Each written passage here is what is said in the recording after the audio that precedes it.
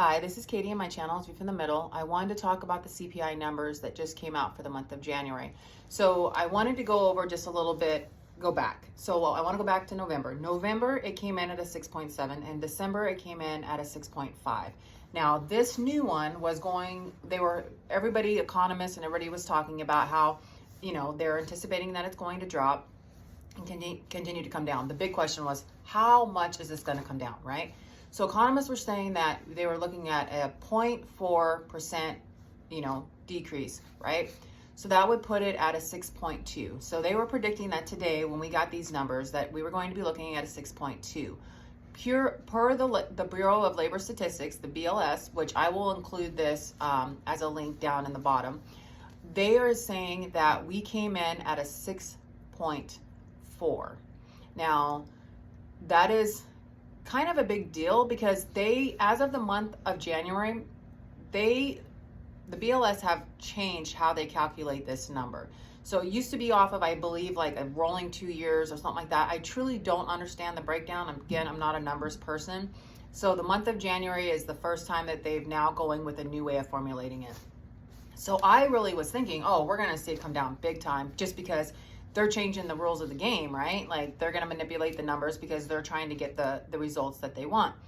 Now, to me, it's crazy that it is still so high. It did not come down that much, and they even changed their formulation a little bit for how they get it. Now, if you read the report and the link down below, you will see that the number one factor was housing costs. So it's still staying extremely high, and for those of you that have friends and family or anybody renting or anybody trying to buy a house and stuff like that, it's still it's crazy high. I have a friend that's living in a 2-bedroom, 1-bath apartment, and it's an okay area, and it's just crazy. Like I want to say 17 to 1900 in that window. It's not even affordable for someone that's working. So keep in mind, the Fed is going to continue to tighten, is like the word that the big wigs use and stuff like that, which basically means they're going to continue to increase interest rates. They're not going anywhere, especially with our unemployment sitting at a 3.4. Please keep in mind, people, that these numbers are just like, I don't know. I feel like it's so much smoke and mirrors. It's like everybody, every time you look and you hear about numbers in the stock market and what's it doing and all this stuff, it's just constant. It's this constant number game. And, how much do you buy into these numbers? For me personally, it's like I'm learning to watch the numbers because it is relevant. If the Fed's gonna, climb with the interest rates, which they kind of have to at this point because inflation is just running away rampant. People are not getting the increases to keep up with this. Like the money is being squeezed from the middle down 100%. So I get wrapped up in the numbers because I really want to get into the stock market and I want to understand the emotional flows and stuff like that. And a lot of it is based on that.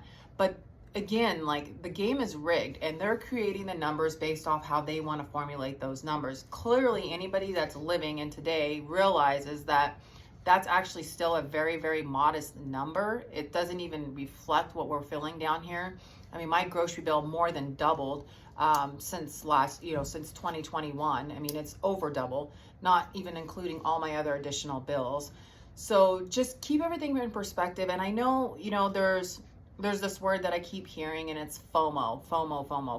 And, I see it a lot in the stock market because it is so emotional, and people are like, oh, it's coming down. Or the Fed, what's the Fed, this, that, and the other. And this fad, and like Elon makes a post and, things go crazy and stuff like that. And I used to be like, oh my gosh, am I missing out on something? And that, that fear of missing out, will just haunt you. Like you'll be chasing it the rest of your life and basically chasing it to the end of you because it's not helping us make any more money. But I just wanted to go over those numbers and I want everybody to put in perspective. Again, not accurate as far as what we were actually feeling, but it's something that they're going to go off of.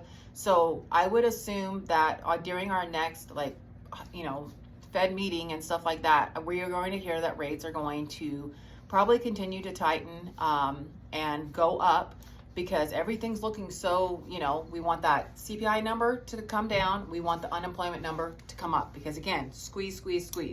So I appreciate everybody taking the time, and everybody have a good day. I'm heading off to work. Thank you.